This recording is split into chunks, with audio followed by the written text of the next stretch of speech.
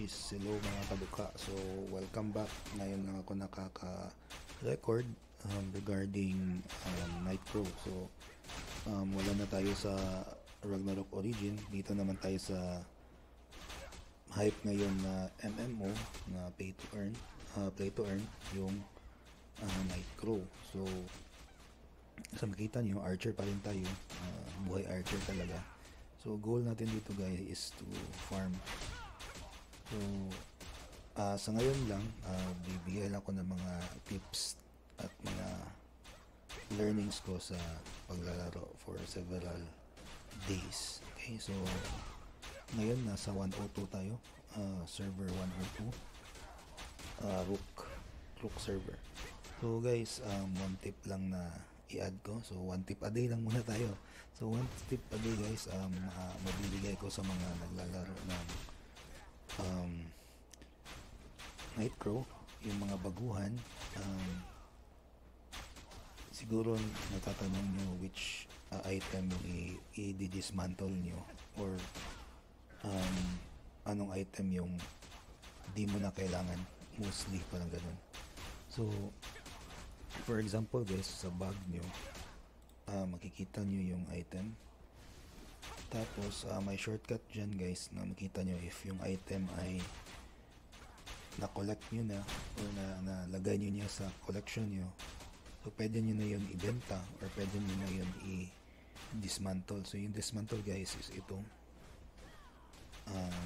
ito yung button for dismantle, no? So anyway, ganito lang guys,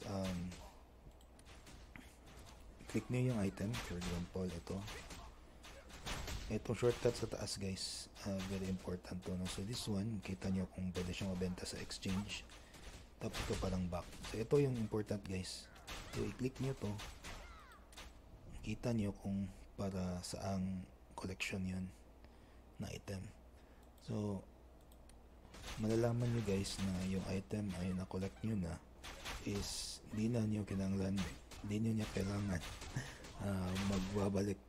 balik sa collection tab, kundi click nyo lang item, tapos click nyo dito. So for example, pag may item na deposit mo na, ang lalabas dyan guys is parang check na dito. So sa makita nyo, mostly ng mga andito sa akin o natira sa akin ay wala pang, hindi ko pa na-collect. So the reason na hindi ko pa ito na-collect guys is kung i-click ko to, kailangan pa kasi ma-plus. So di ko pa napasok yan.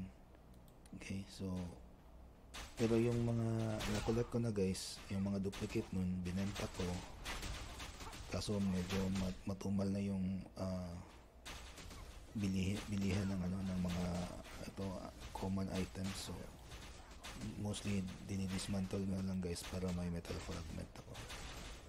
So that's it for now guys. Our daily tips for